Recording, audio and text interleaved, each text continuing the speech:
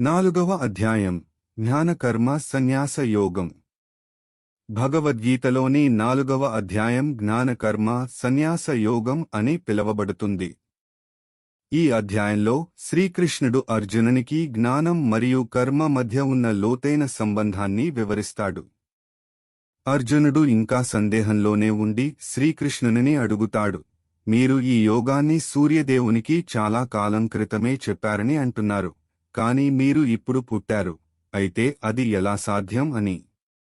దీనికి సమాధానంగా శ్రీకృష్ణుడు ఒక గొప్ప సత్యాన్ని తెలియజేస్తాడు. ఆయన చెబుతాడు, నాకు అనేక జన్మలు ఉన్నాయి, నీకు ఉన్నాయి, కాని వాటిని నువ్వు గుర్తు పెట్టుకోలేవు, నేను మాత్రం అన్నింటినీ తెలుసుకుంటాను అని. ఈ విధంగా ఆయన తన దైవ స్వరూపాన్ని తెలియజేస్తాడు. తరువాత శ్రీకృష్ణుడు అవతార రహస్యాన్ని వివరిస్తాడు. ఎప్పుడు ధర్మం తగ్గిపోతుందో, అధర్మం పెరుగుతుందో, అప్పుడు నేను అవతరిస్తాను అని చెబుతాడు.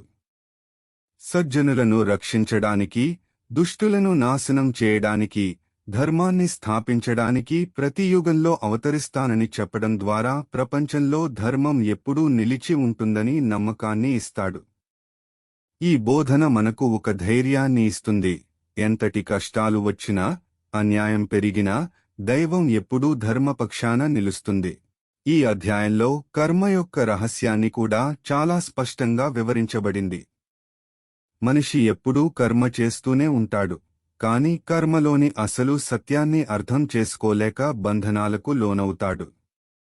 జ్ఞానం లేకుండా చేసిన కర్మ మనల్ని బంధిస్తుంది, కాని జ్ఞానంతో చేసిన కర్మ మనల్ని విముక్తి చేస్తుంది. పని చేస్తూనే ఉండి కూడా మనసులో ఆసక్తి లేకపోవడం నిజమైన జ్ఞానం. ఇది కర్మలో అకర్మను చూడడం అని శ్రీకృష్ణుడు చెబుతాడు. అంటే మనం పని చేస్తున్నప్పటికీ మనసులో నేనే చేస్తున్నాను అనే భావం లేకుండా ఉండాలి. తరువాత యజ్ఞం అనే భావనను విస్తృతంగా వివరించబడుతుంది. యజ్ఞం అంటే కేవలం అగ్నిలో ఆహుతులు వేయడం మాత్రమే కాదు, మనం చేసే ప్రతి మంచి పని, సేవ, దానం భగవంతునికి అర్పణగా చేసినప్పుడు అది యజ్ఞంగా మారుతుంది.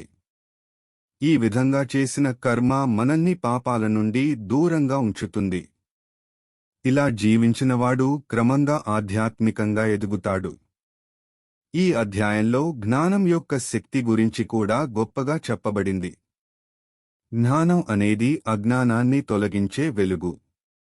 ఎలాగైతే అగ్ని చెత్తను దహనం చేస్తుందో, అలాగే జ్ఞానం మన పాపాలను పూర్తిగా నశింపజేస్తుంది. జ్ఞానం ఉన్నవాడు ఎప్పుడూ సందేహాలలో ఉండడు. అతనికి స్పష్టత ఉంటుంది, శాంతి ఉంటుంది.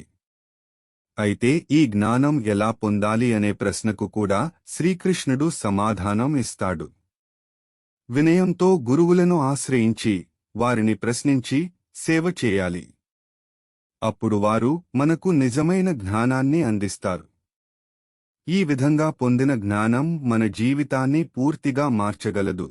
చివరగా శ్రీకృష్ణుడు ఒక ముఖ్యమైన విషయం చెబుతాడు, సందేహం మనిషిని నాశనం చేస్తుంది. సందేహంలో ఉన్నవాడు శాంతిని పొందలేడు. కాబట్టి జ్ఞానం ద్వారా అన్ని సందేహాలను తొలగించి ధైర్యంగా జీవించాలి. జ్ఞానంతో కూడిన కర్మ మనిషిని మోక్షానికి తీసుకెళ్తుంది.